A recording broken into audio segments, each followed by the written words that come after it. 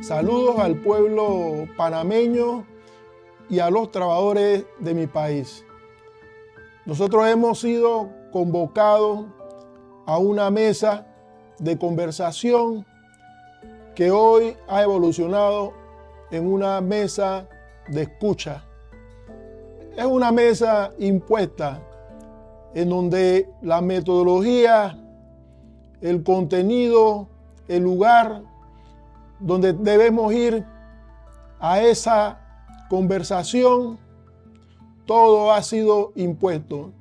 No hemos podido de ninguna forma discutir todo este aspecto necesario que tiene que ver con la metodología. No sabemos en este momento cómo se van a tomar las decisiones en esta mesa de escucha. Sin embargo, hemos estado ahí por respeto al pueblo. Queremos señalar que en estos momentos todas las organizaciones que han expuesto su propuesta de la Caja de Seguro Social para resolver el problema de la Caja de Seguro Social, con excepción de los empresarios, todas han señalado la vuelta al sistema solidario. Esto es sumamente importante porque la única que ha señalado una propuesta de privatización de las pensiones de los trabajadores es la CONEP. Son los empresarios que buscan hacer negocio con las pensiones de los trabajadores. El movimiento popular va en estos momentos a entregar su propuesta. Esa propuesta que tiene que ver con la solución al problema de la Caja de Seguro Social. Nosotros consideramos que hay que tomar en cuenta tres elementos. Uno es mantener el carácter público de las prestaciones del Seguro Social.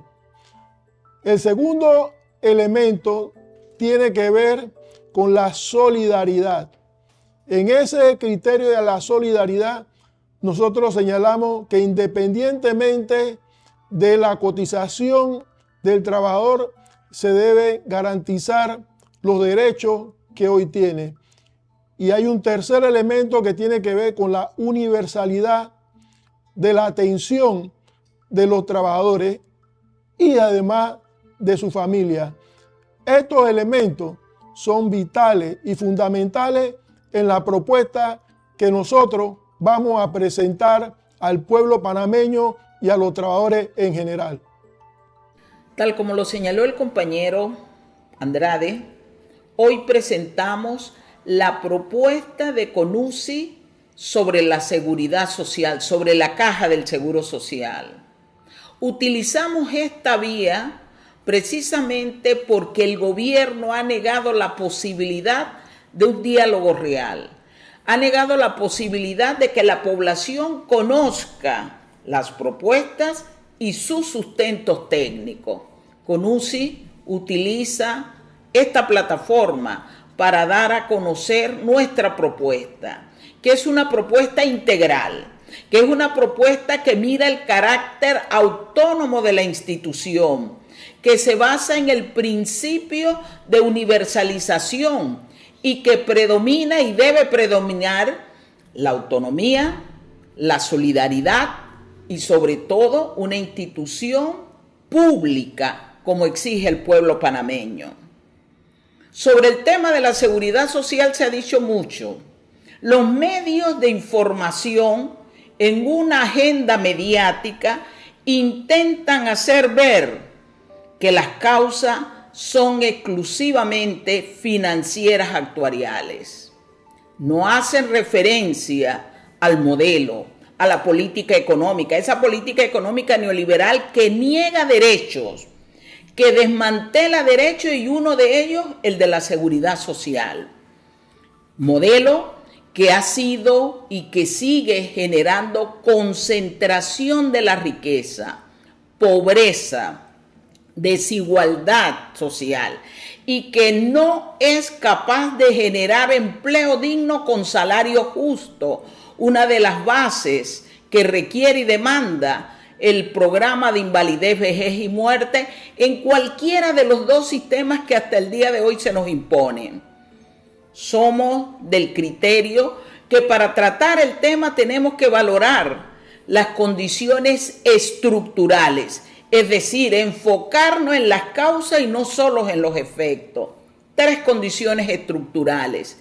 La primera, el modelo de crecimiento.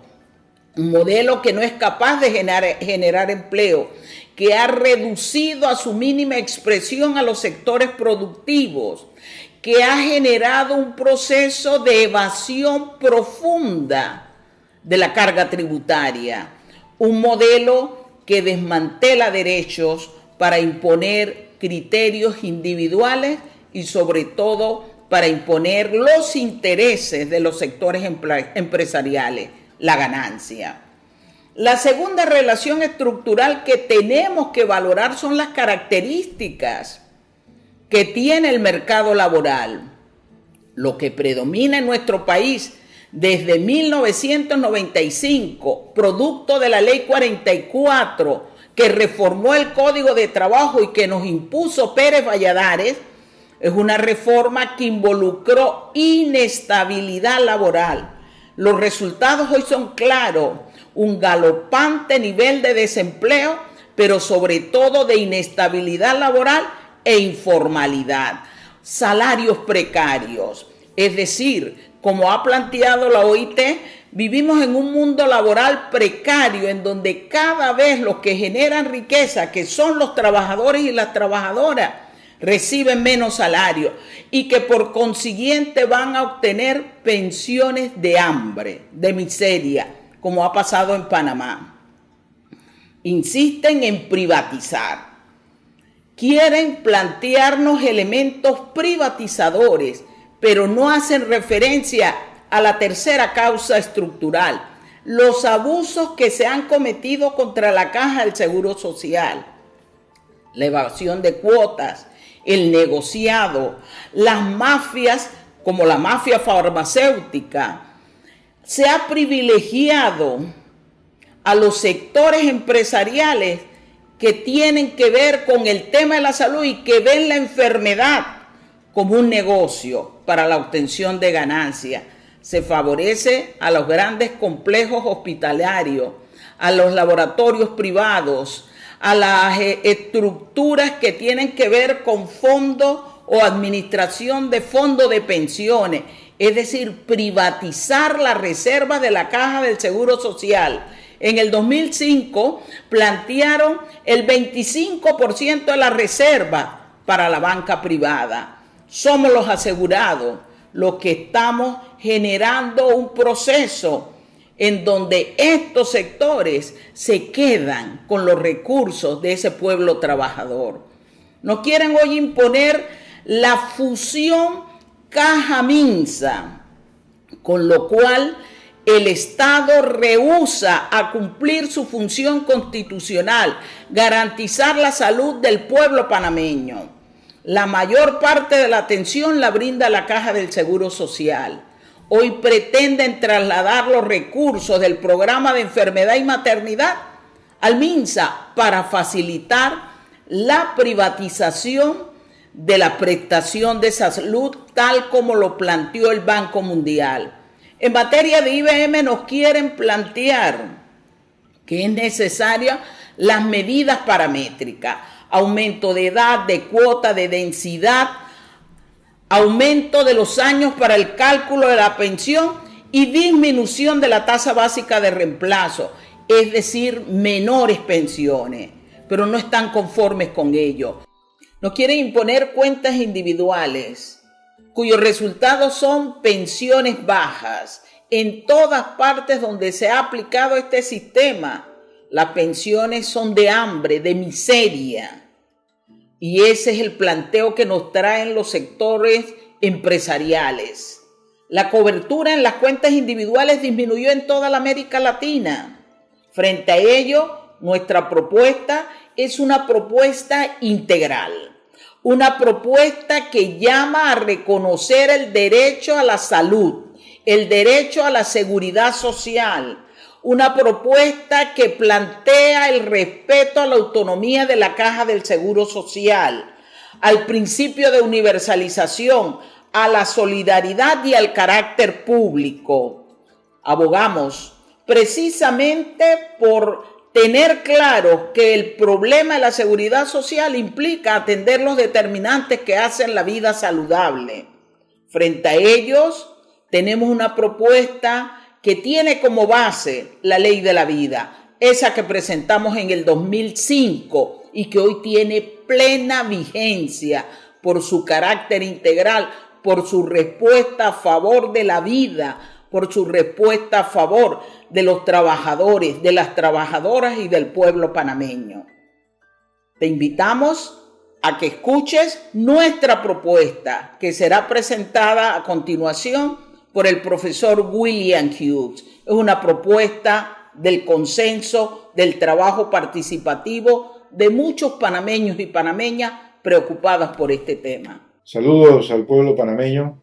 En el día de hoy vamos a presentar la propuesta de los sectores que aglutina CONUSI, sector de los trabajadores, con respecto a la problemática que se está debatiendo hoy día sobre la Caja del Seguro Social en la Presidencia de la República, en una mesa que inició como de conversaciones y ha degenerado en una mesa de escucha, donde prácticamente pues allí no se va a discutir cuestiones de fondo, y en razón de eso queremos transmitirle al pueblo panameño de manera directa cuál es la propuesta que estamos presentando. Asistimos a un momento de una nueva arremetida para la privatización de los fondos de la Caja del Seguro Social, que se inicia desde el gobierno de Ernesto Pérez Valladares, cuando se quitan todas las jubilaciones especiales. Se profundiza luego con el gobierno de Martín Torrijos, otro gobierno también del PRD, y hoy día pues se pretende continuar con esa tendencia de privatizar los fondos de la Caja del Seguro Social. Nuestra propuesta, por el contrario, está incorporando otro conjunto de elementos que niegan la conveniencia de tal acción. Esa propuesta la hemos presentado en un documento que le hemos denominado el rompecabezas de la Caja del Seguro Social, que elaboramos en el año 2021 y que actualiza lo que presentamos en el año 2025.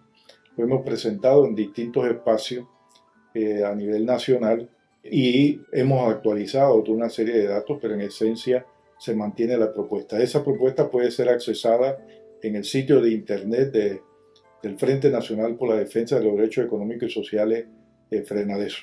En esa propuesta tenemos una visión integral de la seguridad social. Consideramos que abordar la temática supone considerar los 4 programas que corresponden a la Caja del Seguro Social: el programa de administración, el programa de riesgo profesional, el programa de enfermedad y maternidad y el programa de invalidez, vejez y muerte. Contrariamente, la mesa de escucha, como lo hemos denominado, ha fragmentado esa discusión y ha creado exclusivamente 2 mesas: la mesa de enfermedad y maternidad y la mesa de pensiones. Y en la mesa de pensiones, el propio señor Mon desde el inicio planteó que el propósito de esa mesa era exclusivamente buscarle soluciones al programa del sistema de reparto definido, y lo que nosotros señalamos es que habría que plantearse la propuesta integral, incorporando también el denominado sistema mixto, porque las causas principales, aunque no es la única, pero sí la causa principal del por qué el sistema de reparto definido hoy día está en serias dificultades de financiamiento, es debido a que el programa se cerró en el año 2005 y lo promovió precisamente el señor Dino Mon, que ahora es el nuevo director de la Caja del Seguro Social, junto al señor Roberto Brenes, que es asesor financiero económico del señor presidente Mulino. Actualmente, la propuesta que se presentó en el 2005 fue la propuesta del CONEP, fue la que se aprobó con el gobierno de Martín Torrijos y, repito, la presentó el señor Dino Mon y el señor Roberto Brenes. De manera que no nos sorprende que ahora el señor Dino Mon plantee que el programa de invalidez, vejez y muerte de reparto definido es el que tiene problemas y que no hay que abordar el del sistema mixto, es decir, el de las cuentas individuales. Contrariamente, nosotros decimos que es necesario hacer esa discusión. Pero la propuesta, como señalaba, incorpora distintos elementos en cada uno de los programas. Presentamos en el caso institucional, en el campo de la propuesta institucional, incluye 19 propuestas. Dentro de ellas, la más relevante, planteamos una solución integral que trata de problemas estructurales del funcionamiento de la economía relacionados al modelo de crecimiento, empleo y salario. Propugnamos el perfeccionamiento de la autonomía y la necesidad de garantizar el carácter público y solidario de la Caja del Seguro Social y eliminar el subsidio para que la Caja del Seguro Social brinda al Banco Nacional de Panamá y a la Caja de Ahorro y al sector privado.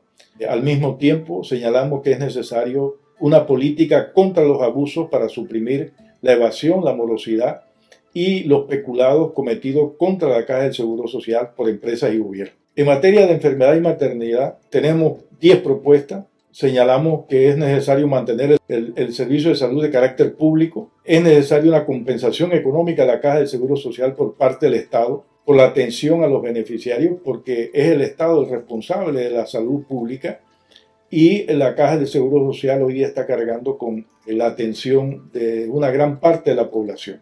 Esto no significa, como algunos han argumentado, que es necesario excluir a los dependientes de la atención médica de la Caja del Seguro Social. Eso no es lo que estamos planteando, porque precisamente los trabajadores necesitan tener tranquilidad para laborar y eso implica que su familia tenga acceso a la seguridad social. Si se excluyesen a los dependientes del sistema de seguridad social, lo estaríamos condenando a una atención precaria que tiene a nivel nacional el Ministerio de Salud.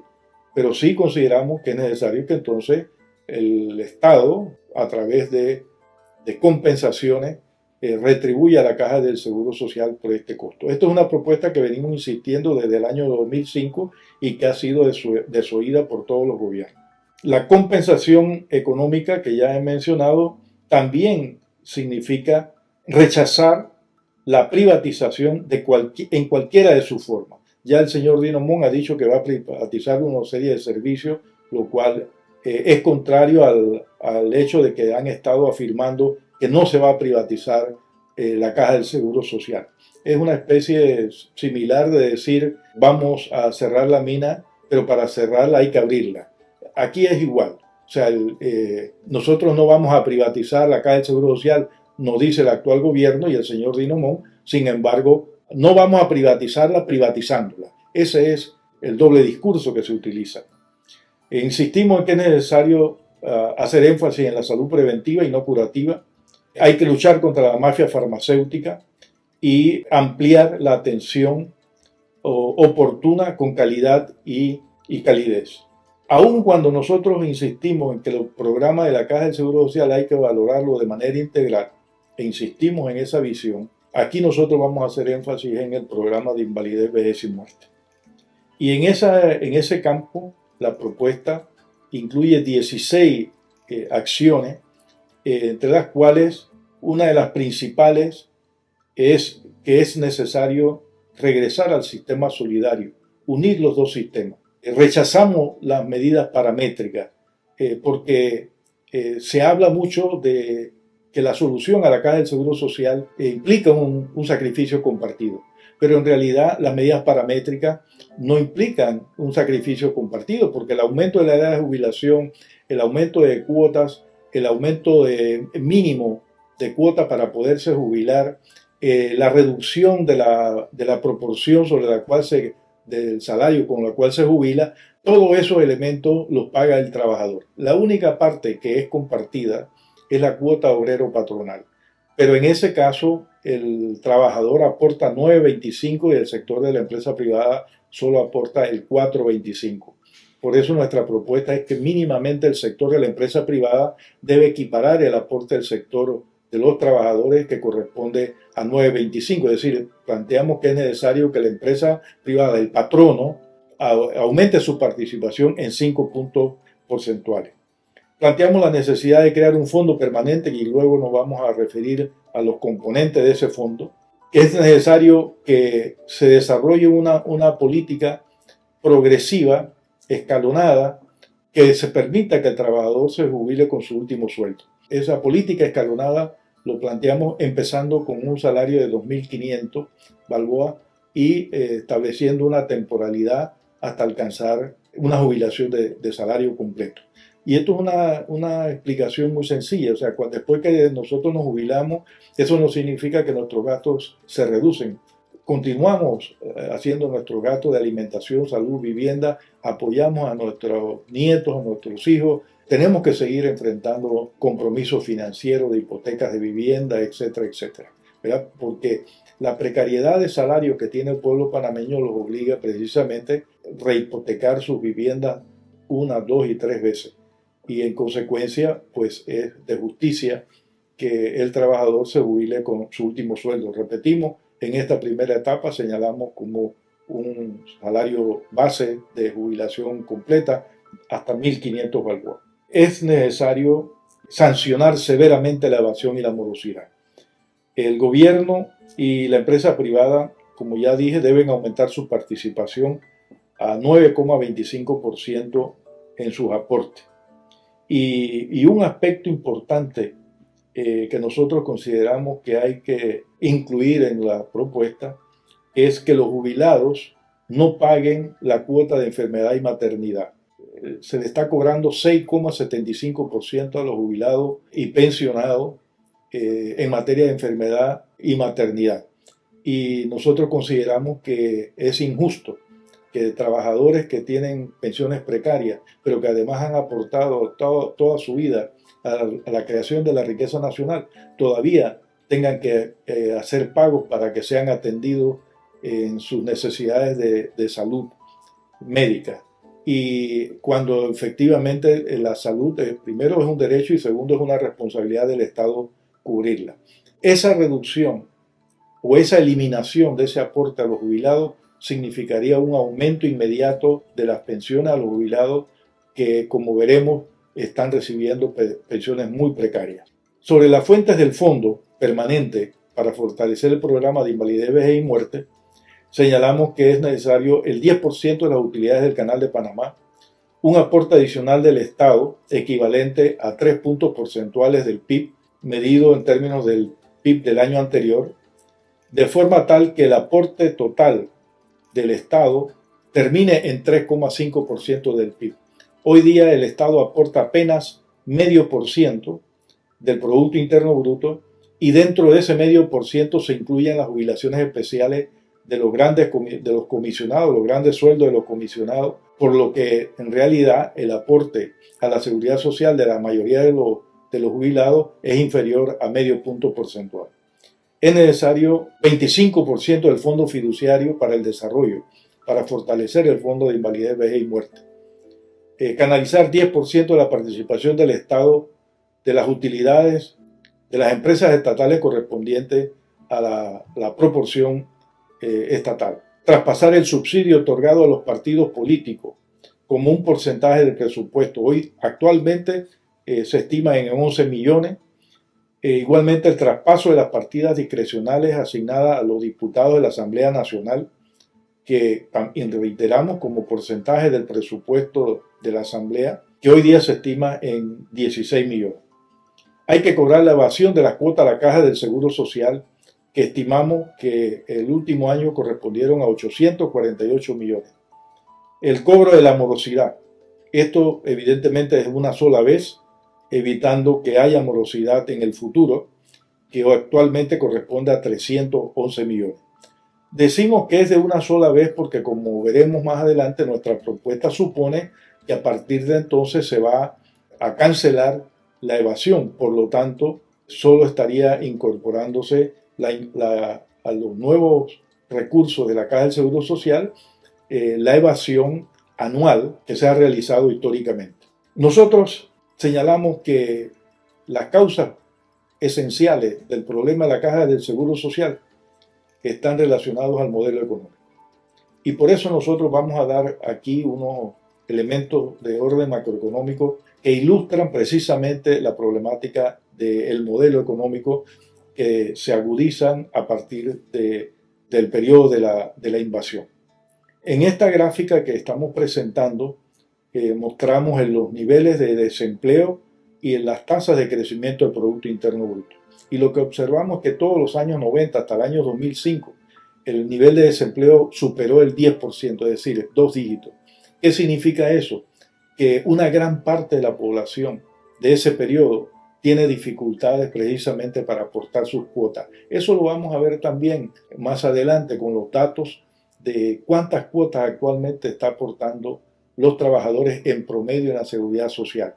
Pero si nosotros no enfrentamos el problema del empleo, no enfrentamos el problema de la actividad productiva, una redefinición del modelo económico, nosotros no tenemos posibilidades de enfrentar el problema de la seguridad social. Por tanto, nosotros señalamos que este es un elemento clave.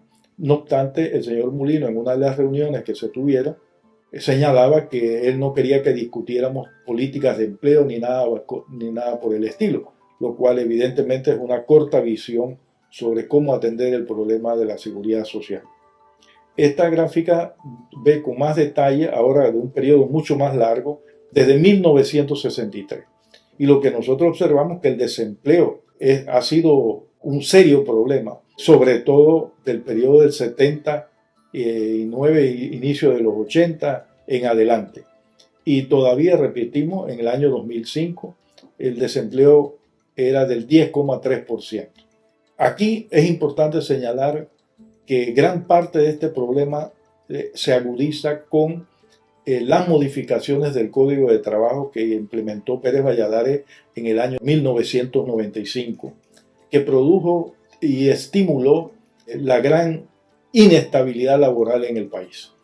Hay que recordar que quien llevó adelante esa medida fue el señor Guillermo Chapman, el papá del actual ministro de Economía y Finanzas, Felipe Chapman. Y que también veremos que el señor Pérez Valladares también fue igualmente responsable de los problemas de la seguridad social para un conjunto de panameños que tenían jubilaciones especiales. Y que eso precisamente lo derogó el presidente Pérez Valladares y creó un fondo de privatización. Recuérdense que anteriormente he dicho que esta escalada de privatizar los fondos de la Caja del Seguro Social provenían desde el presidente Ernesto Pérez Valladares, y esta es la medida, es decir, cuando se quitan todas las jubilaciones especiales, excepto el de la policía, y se designa administrador de ese conjunto de fondos al señor Roberto Brenes, que casualmente ahora es uno de los asesores económicos del señor Mulino, y también fue el que presentó junto con el señor Mon en el 2005 la propuesta del CONEP. Pero dentro de esas acciones del modelo económico también se ha producido una gran concentración de la riqueza. La participación de los salarios en el Producto Interno Bruto, que en el año 90 eran 52%, pero en el año 92 había disminuido a 48,5%, para el año 2023 apenas representaban los sueldos y salarios el 22% del Producto Interno Bruto. Es decir, se pasó de que la riqueza que se creaba en el país, 48 balboas de 100 iban a los salarios de los trabajadores, se pasó a que para el año 2023 apenas eran 22 balboas. Eso evidentemente ha hecho que los trabajadores tengan una menor participación en el empleo y al mismo tiempo no puedan pagar las cuotas al Seguro Social que les permitan tener mejores pensiones. Y es parte de los problemas que tiene el sistema de seguridad social. Si se pagan una determinada cuota, pero sobre la base de salarios precarios, evidentemente eso es un problema de la seguridad social. Por eso nosotros señalamos que es necesario cambiar esa dinámica y desarrollar políticas de redistribución del ingreso, mejoramiento de los salarios y mejoramiento del empleo como un mecanismo de mejorar el sistema de pensiones.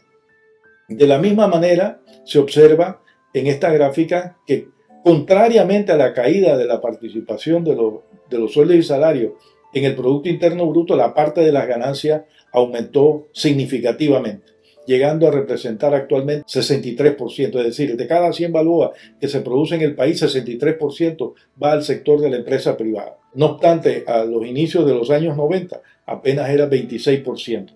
ese proceso de concentración de la riqueza es necesario atacarlo para que también el sistema de pensiones tenga solución. Pero no bastando con eso, también se observa que la participación de los ingresos tributarios cobrados por el Estado en el Producto Interno Bruto también tendió a disminuir. Eso es resultado de un proceso de desgravación tributaria a las grandes corporaciones que se inicia con el gobierno de Guillermo Endara, que impulsó el entonces ministro de Hacienda y Tesoro, el señor Mario Galindo de Urtemate, que en conjunto con su primo Mario Boy Galindo, que era presidente de la Asamblea de la Comisión de Comercio e Industria de la Asamblea Nacional post-invasión, promovieron una ley que redujo significativamente los impuestos a las grandes corporaciones. Recordemos que se trata también del hermano del actual ministro de Salud, Fernando Boy Galindo. Mario Boy Galindo era hermano del señor Fernando Boy Galindo, que actualmente es ministro de Salud. Pero además recordemos que el señor Mulino, actual presidente, también era viceministro de Gobierno y Justicia del gobierno de Endara. Es decir, estamos hablando de un sector muy compenetrado desde el periodo post-invasión que actualmente dirige esa cruzada por privatizar los fondos de la Caja del Seguro Social. En el año 1992, los ingresos tributarios representaban 12,5% de cada 100 balboas que se generaban. Representaban 12 balboas con 50 centavos los ingresos tributarios. Y hoy día representa 7,7%. La renta sustituta, como en economía le llamamos, si usted desgrava, le cobra menos impuestos a un sector, la pregunta es ¿cómo usted cubre esa falta de ingresos? Bueno, lamentablemente la forma de cubrir esa reducción de los impuestos lo ha sido los ingresos del canal. Y por eso nosotros señalamos que los ingresos del canal han estado subsidiando al sector de la empresa privada para que paguen menos impuestos, porque efectivamente los ingresos del canal se convirtieron desde los años 80 en una renta sustituta, desde el año 2000, después de la reversión, en una renta sustituta de la desgravación tributaria a las grandes corporaciones. Hoy día las grandes corporaciones pagan progresivamente menos de lo que pagan los trabajadores. Proporcionalmente a sus ingresos, los trabajadores pagan más que lo que pagan las empresas.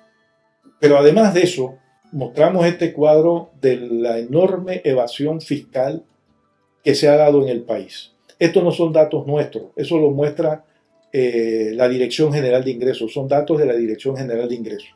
En este cuadro solo nosotros hemos añadido una columna de los dividendos, porque también los dividendos son las ganancias distribuidas de las empresas. Y ocurre que no aparecen unos grandes cobros por las ganancias distribuidas, lo cual sugiere que ha habido evasión sobre eso, porque no es cierto que las empresas no distribuyan los dividendos a los accionistas, que son los propietarios de las empresas. Si no, los accionistas no tendrían con qué vivir, ¿verdad? Los accionistas viven precisamente de las ganancias distribuidas.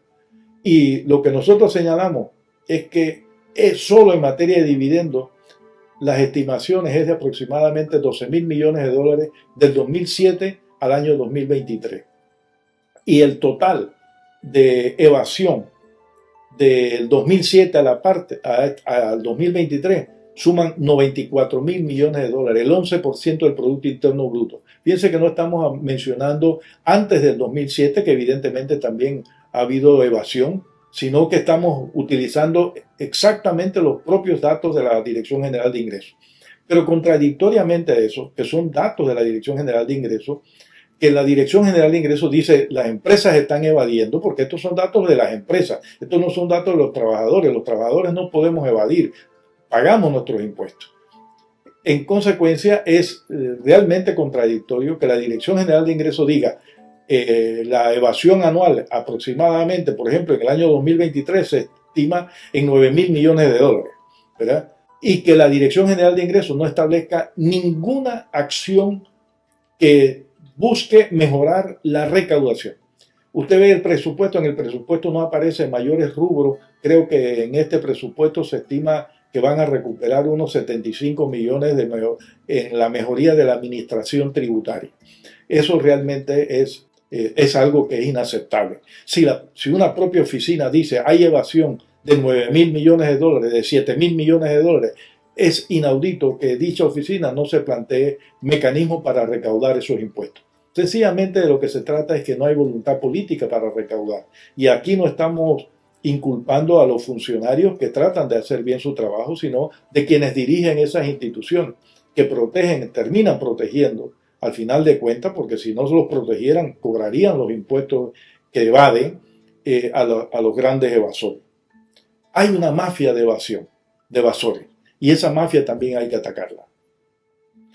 Fíjense que hemos estimado cuánto el Estado hubiera cobrado en adición si hubiese mantenido la participación de los ingresos tributarios del año 1992, que era 12,5%, que como dijimos ha disminuido al 7,7% actualmente. Bueno, eso ha significado una pérdida de 32.000 millones de dólares. Con eso lo que estamos diciendo es, el modelo económico produce concentración de la riqueza, produce desgravación tributaria, favoreciendo a las grandes corporaciones, posibilita subsidio no a los sectores de menores niveles de ingresos, sino a las grandes corporaciones. Y eso explica también que si quienes administran el Estado tuvieran la voluntad política de enfrentar los problemas de salud, educación y el caso que nos atañe aquí de pensiones, hay suficientes recursos para poder canalizar esos recursos y enfrentar el problema sin necesidad de aplicar medidas paramétricas. Si nosotros lo vemos desde el lado del poder adquisitivo, hoy día la mediana salarial nos dice que el 50% de los trabajadores gana actualmente 735 balboas y menos. En el año 2019 era 722 balboas. Pero el poder adquisitivo se redujo en 33% debido a la inflación. Es decir, eso es un elemento importante porque hoy día las pensiones no son indexadas, es decir, las pensiones no suben según el costo de la vida, según la inflación, sino que si usted hoy día se jubila con 100 balboas, va a tener esos 100 balboas durante toda su vida. Nosotros lo que señalamos en nuestra propuesta es que es necesario que las pensiones aumenten según el costo de la vida, pero porque no puede ser que las personas sean condenadas a que además de que sus pensiones son de miseria, no puedan aumentar sus pensiones en el futuro. Fíjense que la propia Contraloría en el año 2023 en su última encuesta señala que de los ocupados plenos, aquellos que están trabajando 40 horas y más, el 18%, 17.9%, no ganan siquiera salario mínimo. Estamos hablando de 167.306 personas, lo que supera incluso la cantidad de desempleados plenos como lo cataloga la Seguridad Social. La Contraloría.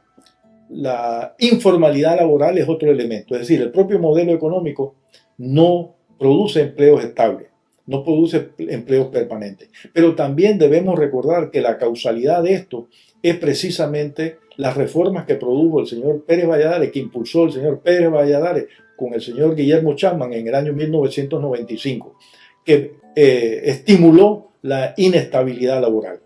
Y eso, entonces, las personas tienen que buscar maneras de sobrevivir y se refugian entonces en el mercado informal. Sin embargo, también hay que reconocer que hay un segmento de informales que se estiman en la propia Contraloría, señala que son 114.000 personas que son informales en empresas formales. Esa cosa más absurda. Eso es una clara evasión que si efectivamente hubiera intención de controlar la evasión, esas personas tendrían que pagar su cuota de seguro social y de seguro educativo que le corresponde. Pero no hay voluntad política por parte de ningún gobierno ha tenido voluntad política para enfrentar eso. Al contrario, ha estimulado eso.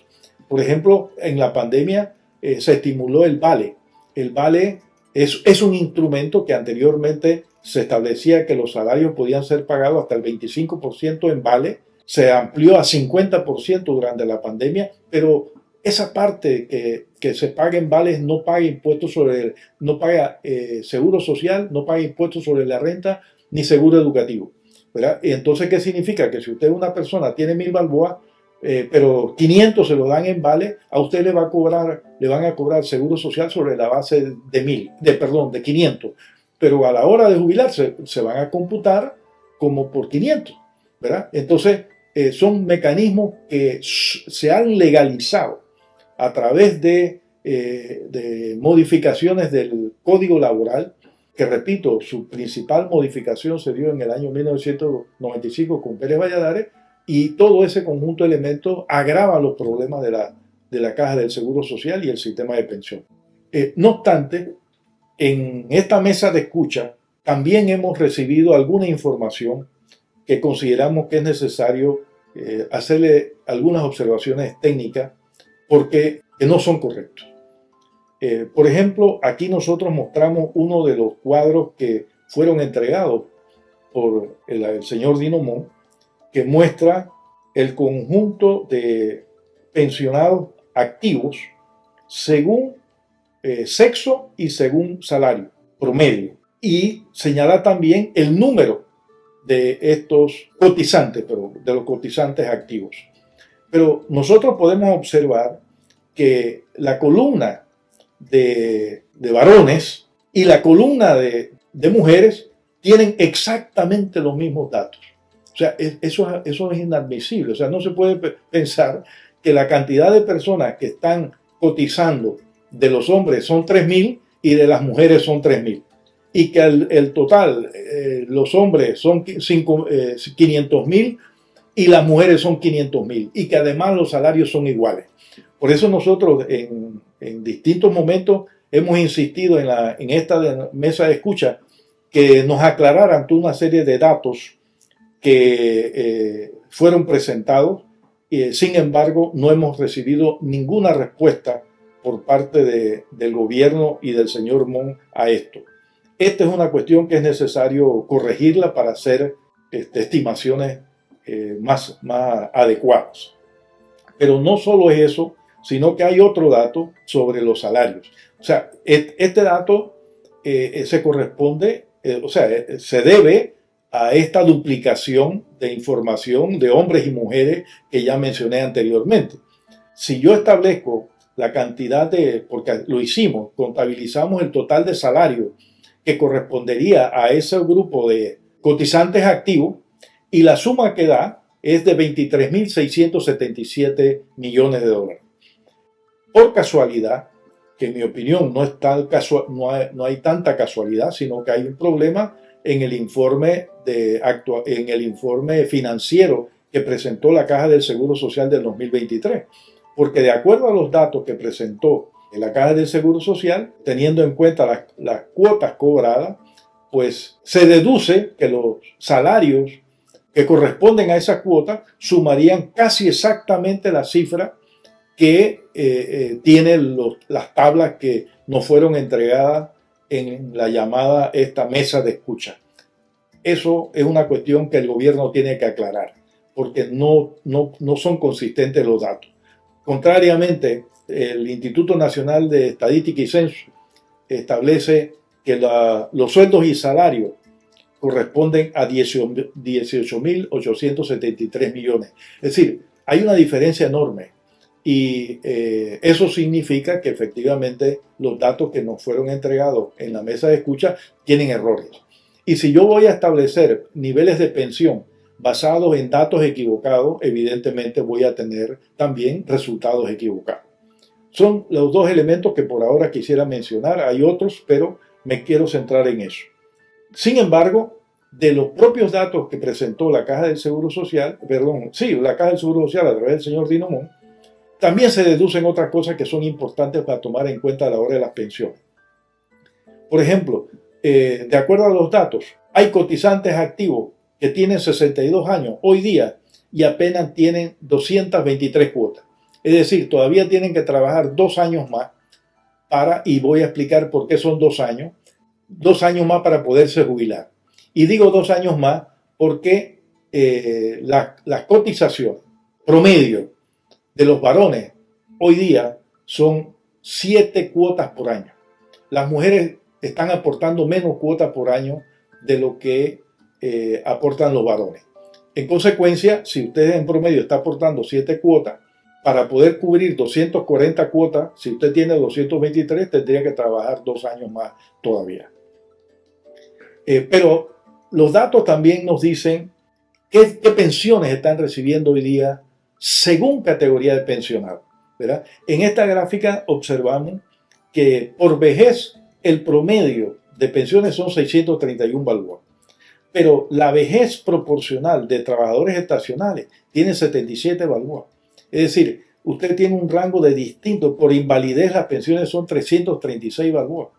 Pero el señor Dino Mon en un programa de televisión todavía se atrevió a decir que las pensiones en Panamá eran sumamente generosas. O sea, los datos no nos dicen eso, ¿verdad? Es realmente un cinismo decir que las pensiones son generosas cuando usted observa esta característica.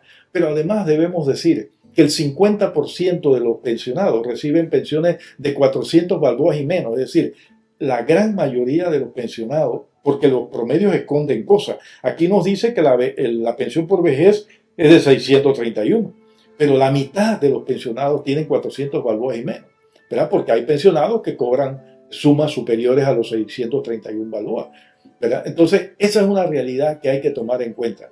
Y al parecer, quienes quieren privatizar los fondos, poco les interesa eso. Es decir, hay una insensibilidad humana que es necesario que nosotros como ciudadanos no permitamos que ocurra.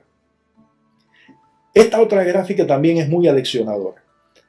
Aquí se muestra cuántas cuotas pagaba en promedio un trabajador en el año 2004 y cuánto está pagando hoy día. Los datos del 2004 nosotros los tenemos porque nos fueron entregados en el año 2005, cuando se discutió las reformas que impusieron la propuesta del CONEP, presentada por el señor Dino Mon y el señor Roberto Brenes. En aquel entonces, el promedio de cuota que se pagaba anualmente eran 9 cuotas por año en los varones. Hoy día es 7 cuotas por año. Es decir, progresivamente desde el año 2005 ha estado disminuyendo la cantidad de cuotas que los trabajadores aportamos a la Caja del Seguro Social. ¿Eso qué quiere decir? Que nos cuesta más tiempo de trabajo para poder reunir 240 cuotas. Si hoy día se suben las cuotas mínimas para jubilarse, evidentemente supondría mayores años de trabajo. Y para hombres y para mujeres. Para el caso de las mujeres es más grave, ¿verdad? O sea, hoy día las mujeres pagan menos cuotas significativamente, son en promedio unas 6 cuotas, un poco menos de 6 cuotas, 5.8 cuotas por año, ¿verdad? Es decir, si tienen 240 cuotas que equivalen a 20 años, bueno, tendrían que trabajar 40 años en promedio. Y eso nos lo permitió el hecho de que todavía nosotros mantenemos los registros que se nos entregaron en el año 2004, cosa que actualmente nada de eso se ha discutido en esta mesa de escucha. Y por el contrario, lo que se impulsa es un esquema de privatización. El señor Dino Mon en un programa de televisión fue a sustentar prácticamente la propuesta del CONEP. Y a nosotros, repito, no nos sorprende, ¿verdad? Porque eso lo hizo también en el año 2005. Por eso nosotros nos oponíamos a que el señor Dino Mon fuera el director de la Caja del Seguro Social. Aquí pues ya más claramente los varones para el año de 60 años, imagínense, están aportándose 7 cuotas por año. Requerirían 63 años para jubilarse. Y eso hace entonces, fíjense, cada vez se trabaja más, por eso nuestro planteamiento de que las medidas paramétricas lo que hacen es que trabajemos más, coticemos más, aportemos más y nos muramos rápido, ¿verdad? Porque tengamos bajas pensiones. El 43% de los pensionados son pobres, son datos oficiales. El 63% de los pensionados se ubica con pensiones de 500 balboas y menos. Ya dijimos que el 50% tiene 400 balboas y menos. Hay 16.360 jubilados con 200 balboas y menos, pero ya mencionamos que hay algunos que tienen 77 balboas mensuales, ¿verdad? Los trabajadores estacionales, ¿verdad? Aquellos trabajadores cortadores de caña o recolectores de café o de las bananeras. El 80% de los pensionados reciben menos del salario mínimo de su pensión. O sea, son situaciones dramáticas, y lo que se está pretendiendo hacer con las cuentas individuales, que es la propuesta que está proponiendo el CONEP, que abanica también el señor Dino Mon y el actual gobierno, lo que produce es precarizar aún más las pensiones. Pero otro elemento que es importante mencionar es cuál es la probabilidad de muerte de un pensionado varón después de que se jubila.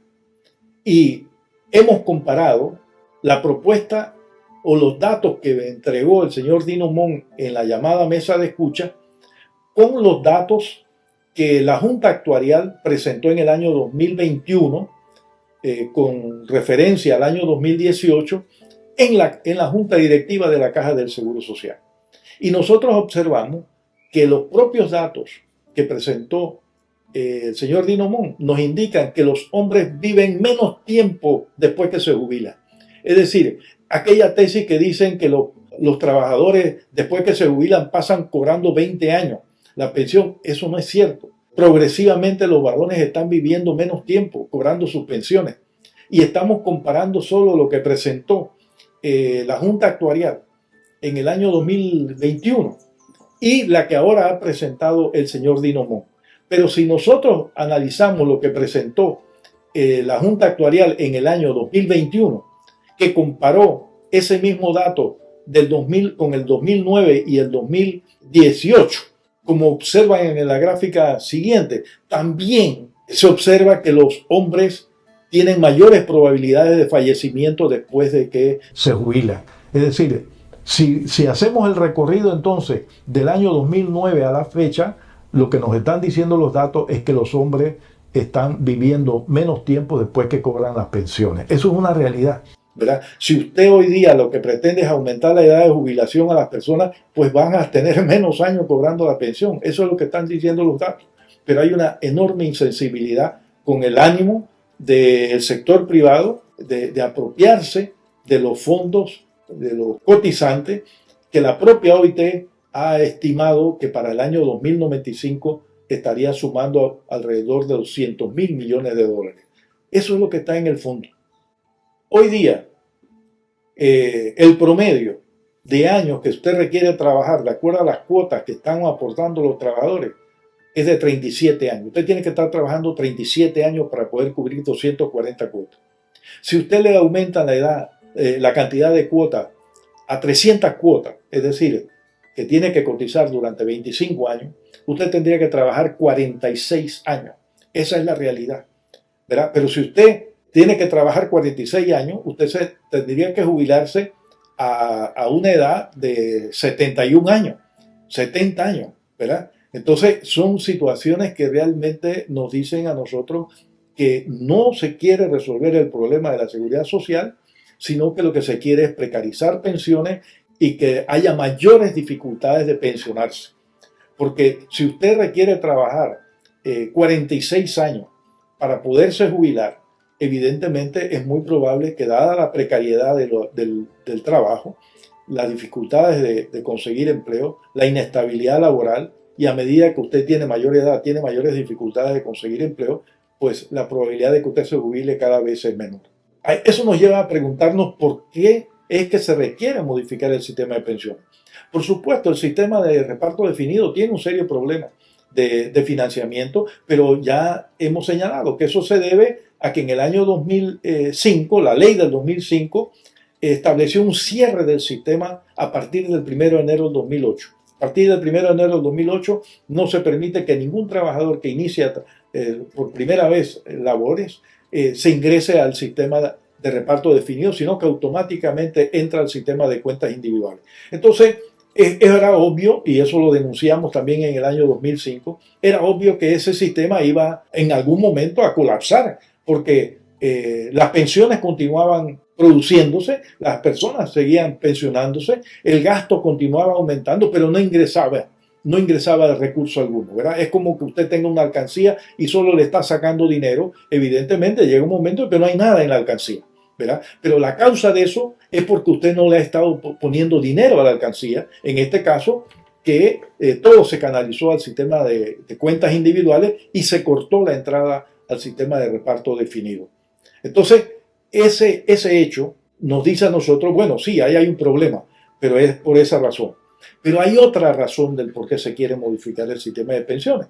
Aquí nosotros observamos, este es un cuadro que dice que corresponde al balance fiscal consolidado del sector público no financiero, ¿verdad? Y lo que nosotros queremos observar es que la Caja del Seguro Social se incluye dentro de la estadística gubernamentales para establecer el déficit fiscal, para establecer el saldo fiscal. Los ingresos menos los gastos de la Caja del Seguro Social, ¿verdad? Aquí lo ponemos de manera más amplia para que se observe. Los ingresos menos los gastos de la Caja del Seguro Social son relevantes para que se vea si hay mayor o menor déficit. Entonces, claramente que el gobierno está pretendiendo aumentarle los ingresos a la Caja del Seguro Social, reducir los costos de las pensiones, pagar menos pensiones, aumentando edad de jubilación, exigiendo mayores cuotas, es decir, las llamadas medidas paramétricas a las que nosotros nos oponemos precisamente porque a esas las paga el trabajador. Pero al mejorar eso, entonces se presenta una mejor capacidad del Estado para continuar endeudándose. Porque recordemos que el actual gobierno confronta un problema y es que se ha reducido la calificación de riesgo país, ¿verdad? Y eso hace que el crédito internacional sea más difícil y se encarezca, ¿verdad? Y ocurre que nosotros hemos desarrollado una política de endeudamiento realmente desastrosa. Y nuevamente el hito histórico de ese desastre se encuentra en el gobierno de Ernesto Pérez Valladares y cuando era también ministro de Planificación y Política Económica, entonces el señor Guillermo Chamba, el cual significó un aumento de nuestra deuda que superaban los 1.500 millones de dólares, legitimando los intereses. Es decir, la deuda nos aumentó en 1.500 millones de dólares sin que nos dieran un 5, porque se capitalizaron los intereses que no se habían pagado anteriormente. Eso fue una política desastrosa. A partir de entonces se ha desarrollado una política terrible en manejo de la deuda externa y hoy día estimamos, son datos que hemos establecido, entre 43 a 45% de la deuda actual son simplemente capitalización de intereses. ¿Sí? Intereses que no hemos podido pagar y sencillamente se convierten en deuda. Intereses que continúan cobrando intereses y por consiguiente la deuda continúa aumentando. O sea, si nosotros no cambiamos esa dinámica de cómo atender la administración de la deuda externa, pues sencillamente vamos a seguir enfrentando este problema. Pero eso se observa también en la gráfica siguiente, ¿verdad? Nosotros aquí observamos cuál ha sido el comportamiento de los pagos de intereses de la deuda externa a partir del 2004 y cómo se han comportado los déficits fiscales. Los intereses acumulados hasta el año 2023 son aproximadamente 20.000 millones de dólares y los déficits acumulados son casi 28.000 millones de dólares. Es decir, la principal causa de los déficits fiscales son los intereses que se paga la deuda externa y repito, son intereses que se basan en intereses que se convirtieron en deuda, que después continuaron cobrando intereses, ¿verdad? Ese enfoque de endeudamiento se inicia con el gobierno de Ernesto Pérez Valladares y lo han continuado agudizándolo todos los gobiernos anteriores. Pero entonces, si la Caja del Seguro Social mejora sus ingresos y sus gastos, la diferencia entre ingresos y gastos, pues entonces el Estado puede presentar una mejoría de la finanza y en consecuencia seguir con esta lógica de endeudamiento que claramente nos está conduciendo al desastre. Y quienes quieren que paguemos nosotros esa política de desastre son los cotizantes y los asegurados. Y eso es lo que nosotros no podemos permitir. Fíjense, los ingresos de la Caja del Seguro Social, de todas las reservas, crecieron un promedio del 10%. Las pensiones, los ingresos por pensiones, crecieron un 9,3%.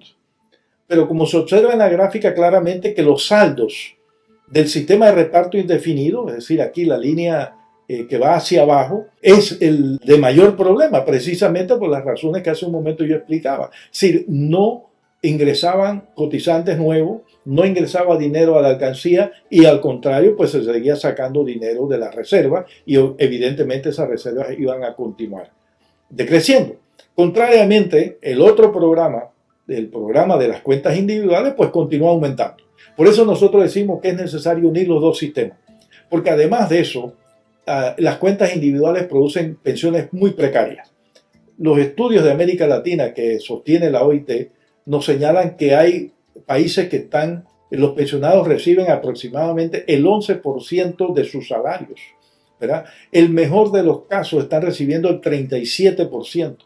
Eso es a lo que nos conduce las cuentas individuales, que las personas reciban menos pensión, ¿verdad? Y cuando se privatizan estos fondos, ¿quiénes son los mayores beneficiarios? Las administradoras de los fondos de pensión y los sistemas y los bancos. Todas las administradoras de fondos de pensiones aquí en Panamá están vinculadas a bancos. Y eso no es una norma aquí en Panamá, es en general.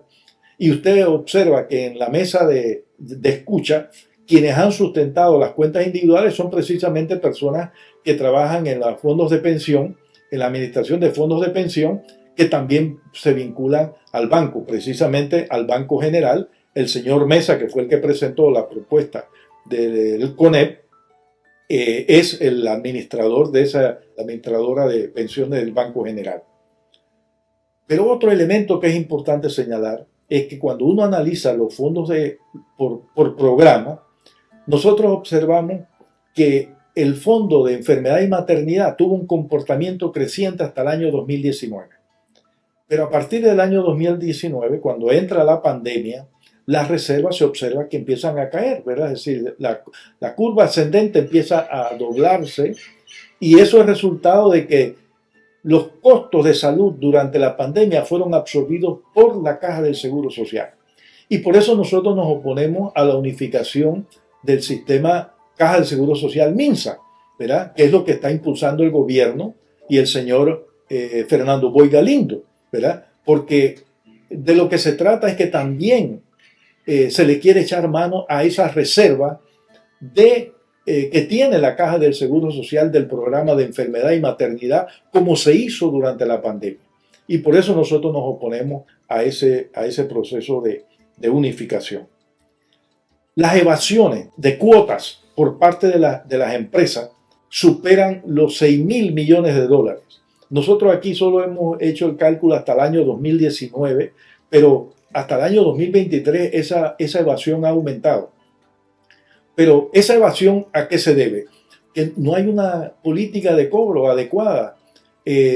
Nosotros hemos pedido mayores sanciones a quienes evaden, ¿verdad? Pero ocurre que quienes administran la Caja del Seguro Social no la administran para los asegurados ni a quienes reciben las atenciones de salud, sino que las administran para las grandes empresas farmacéuticas, para las grandes vendedoras de bienes para equipar los hospitales del Seguro Social y posibilitar al mismo tiempo que las clínicas y los hospitales privados tengan negocio, ¿verdad? Nosotros hemos insistido que hay una diversidad de problemas en este país. Probablemente no sea el único país que ocurre eso, pero nosotros insistimos que en este país hay una diversidad de problemas que no se resuelven porque el negocio está en que no se resuelve.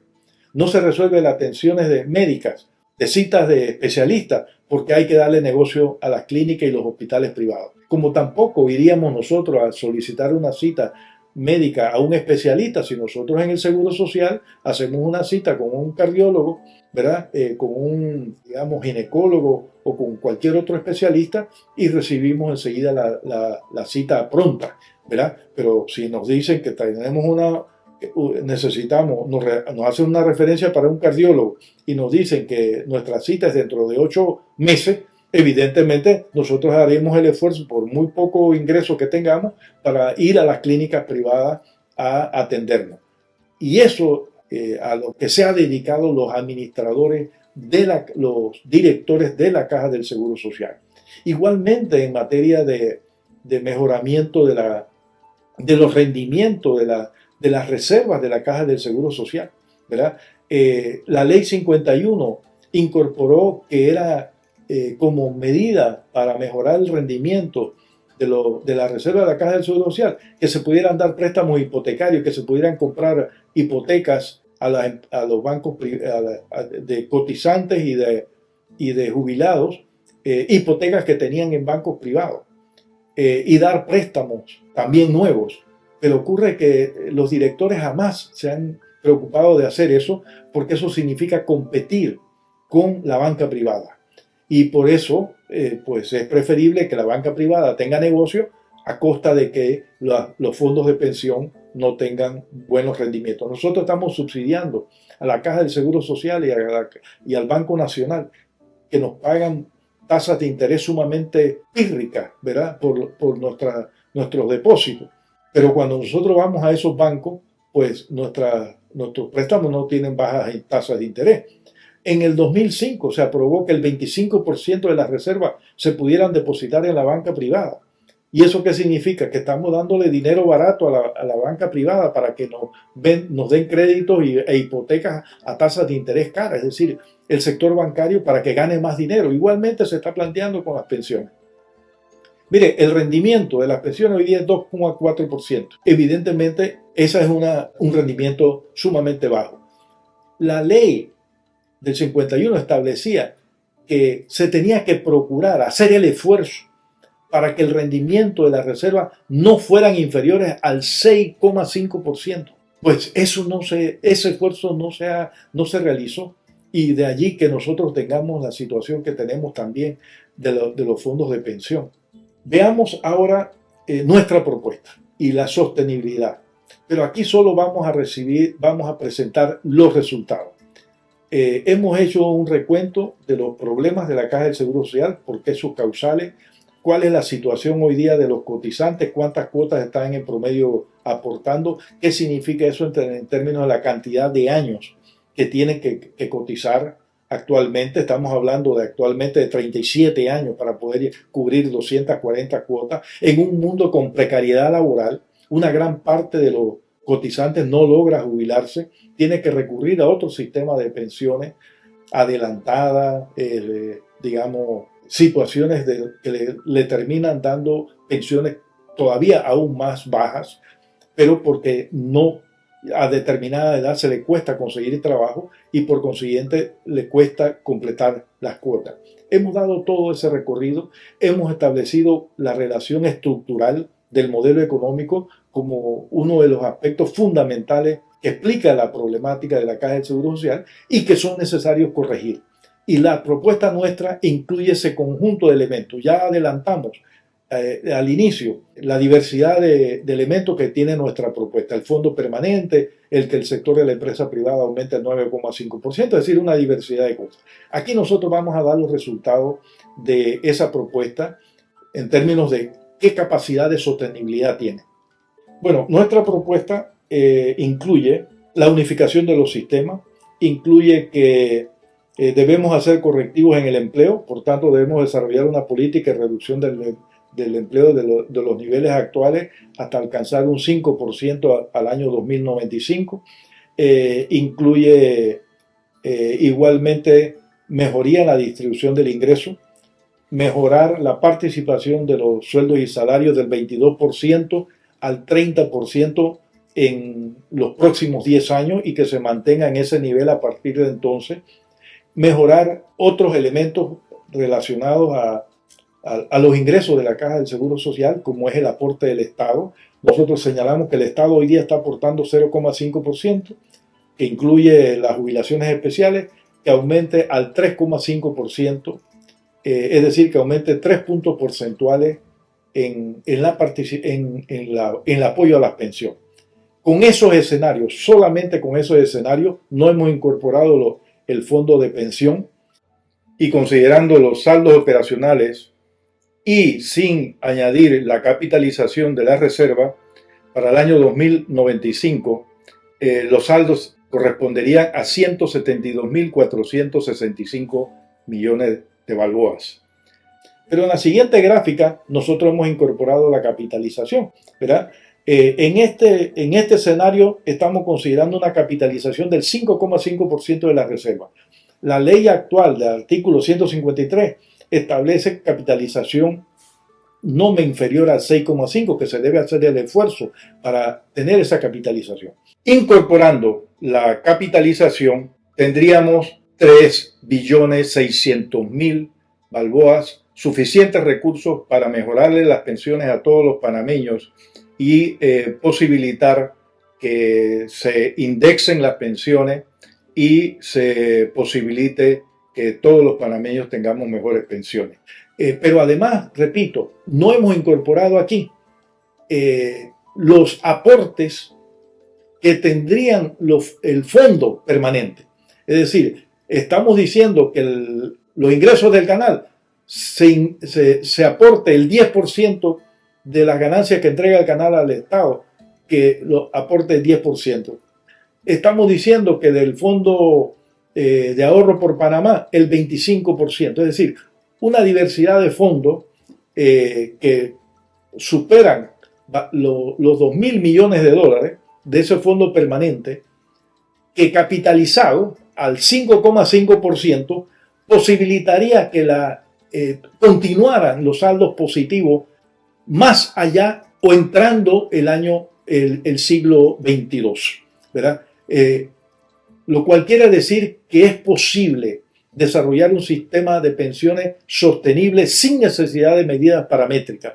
Lo que se necesita es voluntad política, ¿verdad? Porque no podemos aceptar que nos digan que no es sostenible porque el gobierno no lo puede pagar. Hemos demostrado que hay de dónde sacar los recursos, ¿verdad? Que no es sostenible porque la empresa privada no acepta aumentar su participación. No aceptamos, contrariamente nosotros, que se nos diga que nosotros tenemos que pagar nuestras pensiones, porque eso no es la filosofía, nunca fue la filosofía del sistema de pensiones. La filosofía del sistema de pensiones es que nosotros, los trabajadores, aportamos a nuestras pensiones, pero no pagamos nuestras pensiones. La empresa privada y el Estado tienen que contribuir a que recibamos nuestras pensiones. Y eso es lo que nosotros estamos exigiendo y planteamos en nuestra propuesta, y que mostramos la factibilidad de su sostenibilidad en el tiempo de un sistema de reparto definido que posibilite mejores pensiones para todos los panameños. Los compañeros han presentado la propuesta construida desde el pueblo humilde, honesto y trabajador, desde el pueblo organizado, una propuesta amplia, discutida, no realizada al calor de imposiciones de una mesa dictatorial como la que se ha conversado o llaman de conversación y, como se ha dicho, degeneró en escucha. La propuesta del gobierno Dinomón es neoliberalismo, es privatización. Todo el país sabe que quieren terminar de saquear la Caja del Seguro Social. ¿Para qué? Para beneficiar a los ricos, para que los bancos administren los fondos del Seguro Social, para que acumulen más ganancias sobre eso y cuando haya una crisis el Estado tenga que poner la plata y ellos se han robado los recursos de todos. Quieren saquear la Caja del Seguro Social con los precios que tienen de los medicamentos, la mafia farmacéutica del país. Quieren individualizar las cuentas, privatizarlas y aplicarles medidas paramétricas. El solo hecho de individualizar las cuentas implica tener medidas paramétricas, que significa aumentar la edad de jubilación, aumentar la densidad de cuota, aumentar el porcentaje que se paga. ¿Para beneficiar a quién? No a los trabajadores y trabajadoras del país, para beneficiar a los bancos, a las aseguradoras, reaseguradoras, a las empresas que administran fondos de pensiones. Este es un modelo fracasado. Fracasó en Chile, en Colombia, en 18 países del mundo. Ha fracasado este modelo y eso es lo que nos quieren imponer ahora con la mesa dictatorial de escucha. Concurrimos a ella, sostuvimos nuestras posiciones y las seguiremos sosteniendo, porque nuestra propuesta es una propuesta para dignificar la vida de nuestro pueblo, para mejorar lo que todo el país sabe que está mal. ¿Y qué está mal? Está mal la prestación de salud, están mal las pensiones de miseria que hay en la Caja del Seguro Social, está mal las pensiones y la atención, la rehabilitación que debiese darse a los trabajadores que se accidentan, el programa de riesgo profesional, y también está mal el programa de administración. La autonomía de la Caja es violentada. Aquí se ha expropiado por parte del Ejecutivo un hospital construido con la plata de los asegurados. Y no estamos negando que hay un problema en el Instituto Oncológico. Pero ¿por qué no se expropia un hospital privado de la forma en que se quiere expropiar el bien de la Caja del Seguro Social? Hay mucho por discutir Hay mucho por analizar. No se puede violar la Constitución y la ley para imponer criterios privatizadores. Y allí es donde está el problema. No hay debate en igualdad de condiciones, no se está transmitiendo en vivo para que el pueblo conozca lo que proponen los empresarios y el gobierno, porque Dino Mon representa ahora como director de la Caja de Seguro Social los intereses del CONEP, de los empresarios, dicho por él mismo, y no hace 15 años como se quiso decir en algún momento. Lo está diciendo ahora. Entonces, nadie de los que nos ha saqueado, nos ha robado y que ha sometido a los asegurados a las condiciones en las que nos encontramos, nos va a resolver el problema. ¿Qué nos puede resolver el problema? Una propuesta que dignifique la vida de los panameños en materia de las prestaciones que presta la Caja del Seguro Social, pero que además pueda, sin temor a equivocarnos, a erradicar la corrupción, a meter preso a los que robaron a la Caja del Seguro Social, a recuperar lo robado y entonces, obviamente, a tomar las medidas que corresponden de capitalización de fondos, de unificación del sistema de pensiones al solidario, que es lo que estamos planteando, al de reparto puro, como otros les llaman, de manera tal que podamos a lo largo del tiempo hacer sostenible este programa y no estar atravesando por las medidas neoliberales. Por eso es que a través de nuestros propios medios populares damos a conocer no solo nuestras propuestas, sino nuestras acciones. Hemos convocado para el día 17 de octubre, a las 4 de la tarde, una marcha nacional que está siendo convocada también por distintas organizaciones e invitamos a toda la población a participar de ella. ¿Qué queremos con esto? Queremos mandar nuestro mensaje alto y claro. Aquí no hay ni monarcas ni dictadores. Aquí hay un pueblo que vota y manda. Aquí hay un pueblo que exige justicia social. Aquí hay un pueblo digno que trabaja, pero que el fruto de su trabajo no es redistribuido de forma adecuada. Y el pueblo está exigiendo vida digna. Y por eso nos estamos movilizando. No para defender la Caja del Seguro Social, para defender la vida de los asegurados y defender las prestaciones públicas que tiene que brindarnos esa institución. No más privatización, no más robo de los recursos de la Caja del Seguro Social. Las organizaciones representadas en la Junta Directiva deben tener el poder de nombrar sus representantes y revocarle el mandato si no cumplen eficientemente el mandato que se le ha dado. Entonces, panameño y panameña, la palabra última la tiene el pueblo. Y ese mismo pueblo que ha librado en los últimos 2 años una titánica batalla por tratar de que haya justicia, es al pueblo que estamos convocando a enfrentar esta situación y a que podamos buscar soluciones reales que beneficien a la mayoría y no a la élite de la mafiocracia corrupta que está enquistada en el poder del Estado formal, ejecutivo, legislativo, judicial, pero que además se enriquece robándole al pueblo panameño. Hay que parar esto de una vez y por todas. Hay que acabar con los oligopolios y con los monopolios. Así que nos corresponde ahora tomar la palabra. ¿Y estamos listos para qué? Para presentar nuestras propuestas, para sustentarla técnicamente, que a propósito, el CONEP presentó propuesta y no sustentó técnicamente. Y la línea mediática en cada programa no los obliga a sustentar. Sin embargo, tratan de acorralar a las propuestas que surgen del movimiento popular a que tienen que sustentar. El gobierno no ha presentado propuesta, ni va a presentar, porque pretende sorprendernos con una propuesta en legislativo, así como lo hicieron el año pasado con la mina. Presentaron un proyecto de ley para sorprender al pueblo. Entonces esto no es la busca de una fórmula de buscar consenso. Este es el capitalismo salvaje. Esta es la anarquía del capitalismo. Y en efecto es la dictadura del capitalismo que disfrazan de democracia. Y a eso tiene que ponérsele un fin también. El pueblo tiene derecho a debatir, a discutir y a que ser escuchado y a proponer, y además que su propuesta se convierta en ley de la República para que en efecto podamos encontrar la justicia negada. Invitados cordialmente todos el día 17 a la marcha que vamos a realizar, el pueblo organizado y el pueblo panameño.